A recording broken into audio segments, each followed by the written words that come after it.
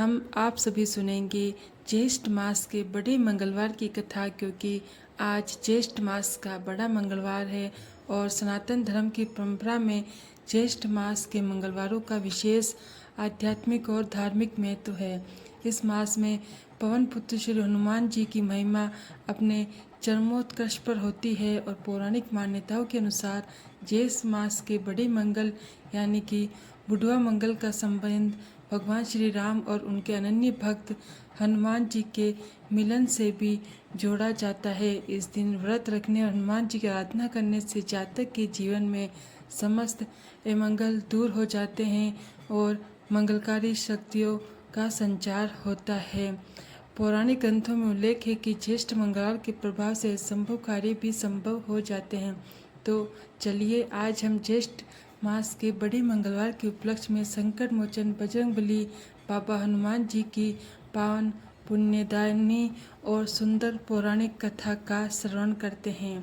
प्राचीन काल की बात है, नैमिषारण्य के पवित्र क्षेत्र में जब श्री सूत जी महाराज ऋषियों को कथा सुना रहे थे, तब उन्होंने ज्येष्ठ मंगलवार के महात्म्य पर प्रकाश डाला। उन्होंने कहा, ऋषियों, अवधपुरी के समीप एक अत्यंत वैभवशाली और धर्मनिष्ठ राजा था, जहाँ के राजा का नाम सुबाहु था। राजा सुबाहु बड़े ही प्रजापालक, नीतिवान और भगवान श्री विष्णु के परम अनन्य भक्त थे। उनके राज में प्रजा अत्यंत सुखी थी। चारों ओर धर्म का बोलबाला था और अधर्म का नामो निशान नहीं था। राजा की रानी का नाम सुलक्षणा था, जो कि अपने नाम के अनुरूप सद्गुणों की खान थी, परंतु इतना ऐश्वर्य और सुख होने के बाद भी राजा सुबाहु के हृदय में गहरी पीड़ा निरंतर बनी रहती। राजा और रानी की कोई संतान नहीं थी। संतान के अभाव में उन्हें अपना विशाल महल सोना लगता था और उन्हें भय सताता था कि उनके बाद उनके वंश का तर्पण करने वाला कोई भी नहीं बचेगा। राजा ने अनेक यज्ञ किए, तीर्थों की यात्राएं की और ब्राह्मणों को दान पुण्य भी दिया, किंतु भाग्य की रेखाएं अभी तक उनके पक्ष में नहीं थी। एक समय की बात है, ज्येष्ठ मास का अत्यंत तप्त समय चल रहा था। सूर्यदेव अपनी प्रचंड रश्मियों से पृथ्वी को तपा रहे थे। उसी समय राजा के राज्य में एक तेजस्वी वृद्ध ब्राह्मण का आगमन हुआ। उन ब्राह्मण देव के चेहरे पर अपूर्व तेज था और उनकी आंखों में करुणा का सागर हिलोरे ले रहा था। राजा सुबाहु ने उन्हें सहज सम्मान अपने राजभवन में स्थान दिया और स्वयं उनके चरण सेवा करने लगे। राजा की विनम्रता और सेवा भाव देखकर वे ब्राह्मण देव अत्यंत ही प्रसन्न हुए। जब ब्राह्मण देव प्रस्थान करने लगे, तब राजा सुबाहु ने सहजल नत्रों से अपनी व्यथा उनके सम्मुख प्रस्तुत की। राजा ने कहा, हे महर्षि, मेरे पास सब कुछ है, किंतु कुल दीपक के बिना ये सब व्यर्थ प्रतीत होता। क्या मेरे ब्राह्मण में संतान सुख नहीं? कृपा करके कोई ऐसा उपाय बताए जिससे कि मेरे पितरों का ऋण उतर सके और मुझे पुत्र रतन की प्राप्ति हो। ब्राह्मण देव ने कुछ क्षणों के लिए ध्यान लगाया और फिर मुस्कुरा के बोले, हे राजन, दुखी न हो। तुम्हारे भाग्य के दोषों का निवारण केवल संकट मोचन हनुमान जी कर सकते हैं। ज्येष्ठ मास चल रहा है और इस मास के मंगलवार साक्षात मंगलकारी होते हैं। तुम और तुम्हारी रानी पूर्ण निष्ठा के साथ ज्येष्ठ मंगलवार का व्रत धारण करो। ये व्रत समस्त मनोरथों को पूर्ण करने वाला कामधेनु के समान है। राजा ने उत्सुकता पूर्वक पूछा, है विप्रवर, इस व्रत की विधि और महिमा क्या है? कृपया विस्तार से समझाएं ताकि मैं और मेरी रानी विधि विधान से इसे पूर्ण कर सके। ब्राह्मण देव कहने लगे, हे राजन, ज्येष्ठ मास के प्रथम मंगलवार से इस व्रत का संकल्प लेना चाहिए। प्रातःकाल ब्रह्म मुहूर्त में उठकर गंगाजल मिश्रित जल से स्नान करें और लाल वस्त्र धारण करें। हनुमान जी की प्रतिमा के सम्मुख बैठकर चमेली के तेल का दीपक प्रज्वलित करें और उन्हें सिंदूर अर्पित करें।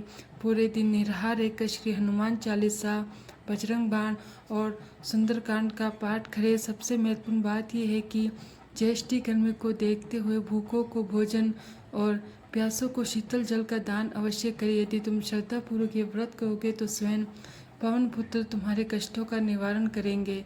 ब्राह्मण देव की आज्ञा पाकर राजा सुबाहु के मन में आशा की एक नई किरण जागी।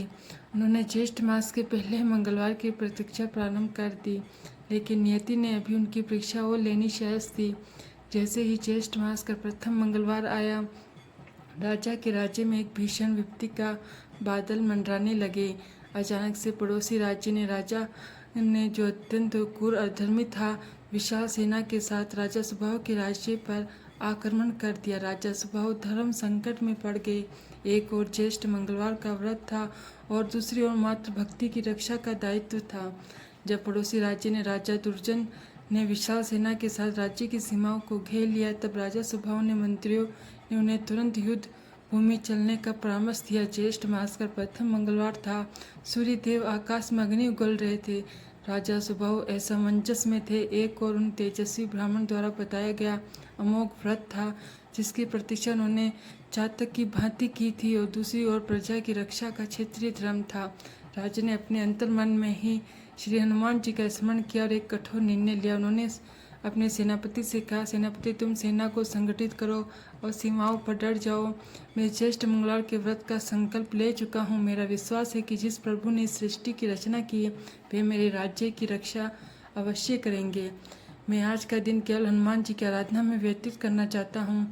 मंत्रीगण चकित रह गए। कईयों ने इसे राजा की भूल समझा, परंतु रानी सुलक्षणा ने राजा का समर्थन किया। राजा और रानी ने राजमहल के भीतर स्थित हनुमान मंदिर में प्रवेश किया। उन्होंने हाथ में जल और अक्षत लेकर संकल्प लिया कि वे निर्जला रहकर भगवान की सेवा करेंगे और ज्येष्ठ की तपन में प्यासों की प्यास बुझाएंगे। राजा ने राजकोष के द्वार खोल दिए। मार्ग में जगह जगह प्याऊ लगवा दिए। जहाँ शीतल जल और गुड़ का वितरण होने लगा, उधर युद्ध भूमि में भीषण संग्राम छिड़ गया। इधर दुर्जन की सेवा चींटियों के दल की भांति आगे बढ़ रही थी। सुबाहु की सेना संख्या में कम थी, फिर भी वह साहस पूर्वक लड़ रहे थे। लेकिन जैसे जैसे सूर्य आकाश के मध्य में पहुंचा, सुबाहु के सैनिकों का मनोबल टूटने लगा। इधर राजा सुबाहु मंदिर में हनुमान जी की प्रतिमा के सम्मुख ओम हनुमते नमः का जाप कर रहे थे। उन्होंने सुंदरकांड का पाठ आरंभ किया। जैसे ही राजा ने लंका दहन का प्रसंग पढ़ना शुरू किया, अचानक से प्रकृति में एक विचित्र सा परिवर्तन हुआ। ज्येष्ठ मास की उस भीषण शांति को भंग करते हुए अत्यंत वेगवान पवन चलने लगी। वे वायु इतनी तीव्र थी कि शत्रु सेना के तंबू उखड़ने लगे और उनकी आंखों में धूल भरने लगी। तभी एक अद्भुत घटना घटी। शत्रु सेना ने देखा कि युद्ध भूमि में एक अत्यंत ही विशालकाय वानर प्रकट हुआ है, जिसका शरीर स्वर्ण पर्वत के समान चमक रहा है और जिसकी लंबी पूंछ आकाश को छू रही है। वो वानर केवल एक हुंकार भरता तो शत्रु सेना के घोड़े और हाथी भयभीत होकर पीछे भागने लगते। दुर्जन की सेना को ऐसा लगा मानो साक्षात काल उनके सम्मुख खड़ा है। अदृश्य रूप में हनुमान जी ने सुबाहु की सेना में अदम्य साहस भर दिया और राजा सुबाहु के सैनिकों को, जो कुछ समय पूर्व पराजय की कगार पर थे, अब जय श्री राम के नारे लगा रहे थे। जय बजरंगबली के उद्घोष के साथ शत्रुओं पर टूट पड़े।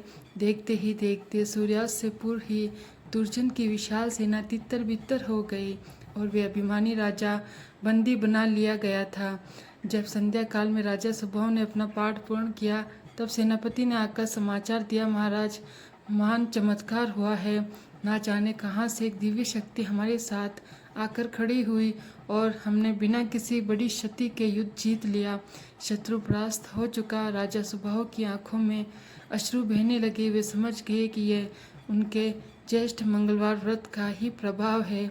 उन्होंने हनुमान जी के चरणों में दंडवत प्रणाम किया और रानी सुलक्षणा ने भी श्रद्धापूर्वक भगवान को नमन किया। उस दिन राजा ने स्वयं अपने हाथों से निर्धनों को भोजन कराया। ब्राह्मण देव की कही बात सत्य हो रही थी। ज्येष्ठ मंगलवार का पहला ही व्रत राजा के जीवन में विजय का संदेश ले आया था, किंतु मुख्य मनोरथ संतान प्राप्ति की कामना अभी भी हनुमान जी की कृपा की प्रतीक्षा में थी। ब्राह्मण देव ने कहा था कि निरंतर ज्येष्ठ मास के समस्त मंगलवारों का पालन करने से ही पूर्ण फल की प्राप्ति होगी। राजा सुबाहु ने अगले दूसरे मंगलवार की तैयारी और भी अधिक भक्ति भाव से शुरू कर दी। उन्होंने निश्चय किया कि वे इस बार केवल हनुमान जी के चरणों में बैठकर ध्यान लगाएंगे और राजा के प्रत्येक नागरिक को इस व्रत की महिमा बताएंगे। किंतु जैसे ही दूसरा मंगलवार समीप आया, राजा के भक्ति मार्ग में एक नई बाधा उत्पन्न हुई। इस बार परीक्षा शारीरिक नहीं बल्कि आत्मिक और वैराग्य की थी। दूसरे मंगलवार की पूर्व संध्या पर राजा को स्वप्न में एक दिव्य वाणी सुनाई दी। हे राजन, तुम्हारी भक्ति से मैं प्रसन्न हूँ, किंतु क्या तुम अपनी सबसे प्रिय वस्तु का त्याग कर सकते हो? ज्येष्ठ मंगलवार का व्रत केवल सुख मांगने के लिए नहीं बल्कि सर्वस्व अर्पण करने का नाम है। राजा चौंक कर झाँक गए। उनके मन में व्याकुलता बढ़ गई। राजा सुबाहु ने निश्चय किया कि वे पीछे नहीं हटेंगे, चाहे प्राण ही क्यों न त्यागने पड़े। उन्होंने रानी से मंत्रणा की और दोनों ने ज्येष्ठ मंगलवार को और भी अधिक कठोर तपस्या करने का निर्णय लिया। प्रातःकाल होते ही राजा ने संकल्प लिया कि वे इस बार भूमि पर शयन करेंगे और केवल परम पुत्र के नाम का कीर्तन करेंगे। ज्येष्ठ मास का दूसरा मंगलवार अपनी पूरी तपन के साथ उदित हुआ। राजा सुबाहु और रानी सुलक्षणा ने मंदिर में पूजन संपन्न किया ही था कि राजद्वार पर एक वृद्ध और रुग्ण याचक का आगमन हुआ। उस याचक के शरीर पर केवल फटे पुराने वस्त्र थे और वे भूख प्यास से अत्यंत ही व्याकुल प्रतीत हो रहा था। जब राजा सेन उसकी सहायता के लिए द्वार पर पहुंचे, तब उस याचक ने कांपते स्वर में कहा, हे राजन सुनो, आपके राज्य में ज्येष्ठ मंगलवार का कोई भी भूखा नहीं रहता। मैं तो कई दिनों से भूख से पीड़ित हूँ। क्या आप मुझे वे देंगे जो मैं मांगूंगा? राजा सुबाहु ने हाथ जोड़कर कहा, हे विप्र, आज ज्येष्ठ मास का दूसरा मंगलवार है। आप जो भी मांगेंगे वे आपको सहज प्राप्त होगा। धन, अन्न, सवर या भूमि, अपनी संकोच आज्ञा करें। परंतु याचक ने तो मुस्कुराते हुए कहा, राजन, मुझे स्वर्ण या भूमि की लालसा नहीं। मेरी व्याधि का निवारण केवल उस पारसमणि जैसी पवित्र वस्तु से हो सकता है जो आपकी पूजा गृह में स्थित है। मुझे वे स्वर्ण प्रतिमा चाहिए जिसकी आप ज्येष्ठ मंगलवार को पूजा करते हैं। यदि आप वे प्रतिमा मुझे दान कर दे तो मेरा शेष जीवन कष्ट मुक्त हो जाएगा। यह सुनकर राजा स्तब्ध रह गए। वे प्रतिमा केवल धातु की मूर्ति नहीं थी, वे राजा के अटूट श्रद्धा का केंद्र था। ज्येष्ठ मंगलवार के व्रत के मध्य में इष्ट देव की मूर्ति माँ का दान कर देना अत्यंत कठिन निर्णय था। मंत्रियों ने राजा को रोकना चाहा। महाराज, ये कोई मायावी हो सकता है। व्रत के दिन घर आई लक्ष्मी और इष्ट का विसर्जन शुभ नहीं होता। किंतु राजा सुबाहु ने विचार किया कि हनुमान जी स्वयं सेवा और त्याग के प्रतीक हैं। यदि उनके नाम पर कोई याचक याचना कर रहा तो उसे रिक्त हाथ भेजना अधर्म होगा। राजा ने बिना किसी संकोच के वे दिव्य प्रतिमा याचक के हाथों में सौंप दी।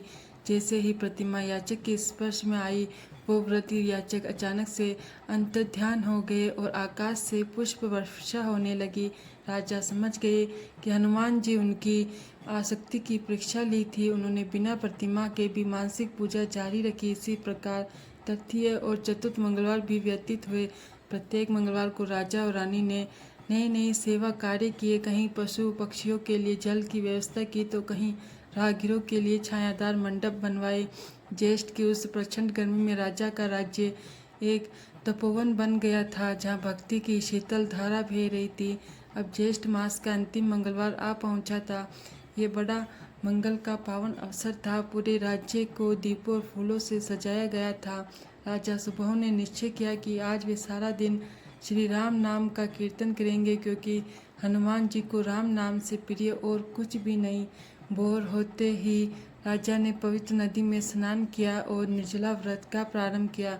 दोपहर के समय जब सूर्य अपने शिखर पर था और धरती से अग्नि की लपटें उठ रही थी, तभी राजभवन के आंगन में एक अद्भुत वानर बालक प्रकट हुआ। उस बालक की कांत करोड़ों सूर्य के समान थी। उसने राजा से कहा, राजन, मैं ज्येष्ठ के इस धूप में थक गया हूँ। क्या आप मुझे थोड़ा विश्राम और जल प्रदान करेंगे?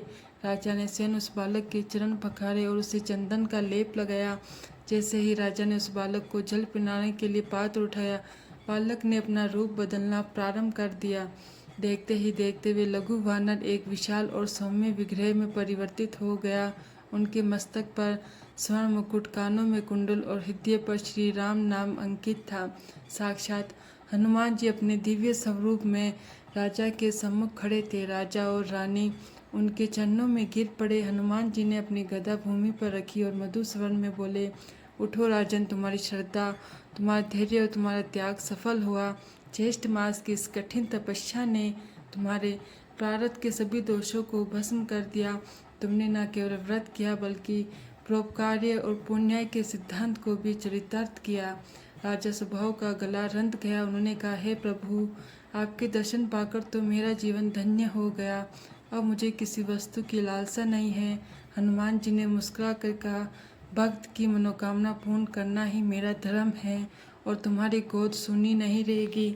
ज्येष्ठ मास के मंगलवार को ये व्रत इस तपन को सहन करने के बाद अब तुम्हारे जीवन में सुख की वर्षा होगी।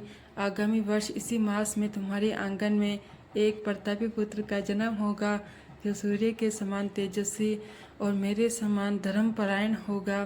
भगवान ने राजा को एक दिव्य फल प्रदान किया। देखते ही देखते अंतर्ध्यान हो गए। हनुमान जी के अंतर्ध्यान होने के पश्चात संपूर्ण राजभवन एक अलौकिक सुगंध से भर गया। राजा सुबाहु और रानी सुलक्षणा के हृदय में भक्ति का एक ऐसा ज्वर उठा कि उनकी आंखों से प्रेम अश्रु बहने लगे। वो दिव्य फल जो साक्षात बजरंगबली के कर और कमलों से प्राप्त हुआ था, वे साधारण फल नहीं अपितु प्रभु की असीम अनुकंपा का मूर्त रूप था। राजा ने अत्यंत आदर के साथ वे फल रानी को अर्पित किया।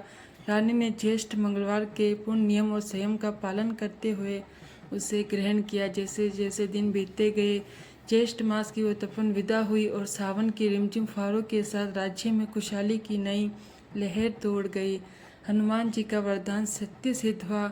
कुछ ही समय पश्चात रानी सुलक्षणा ने गर्भ धारण किया और पूरे राज्य में उत्सव का वातावरण छा गया।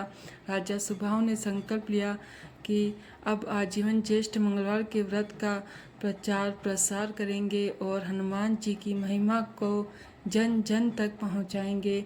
गर्भावस्था के दौरान रानी सुलक्षणा ने अपना अधिकांश समय हनुमान चालीसा की पाठ और रामायण के शरण में व्यतीत किया। उनके चेहरे पर एक अपूर्व तेज रहने लगा था। राजा ने राज्य में कई विशाल हनुमान मंदिरों का निर्माण करवाया और ज्येष्ठ मास की परंपरा को एक राजकीय पर्व का रूप दे दिया।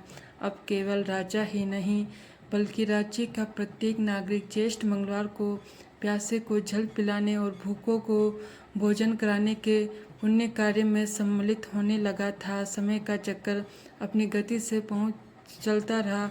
अंत वो शुभ घड़ी आ पहुंची जिसका सबको वर्षों से प्रतीक्षा थी। अगले वर्ष जब ज्येष्ठ मास का आगमन हुआ, बड़े मंगलवार का पावन दिन आया। उसी दिन सूर्योदय के साथ ही रानी सुलक्षणा ने एक अत्यंत ही सुंदर और तेजस्वी पुत्र को जन्म दिया।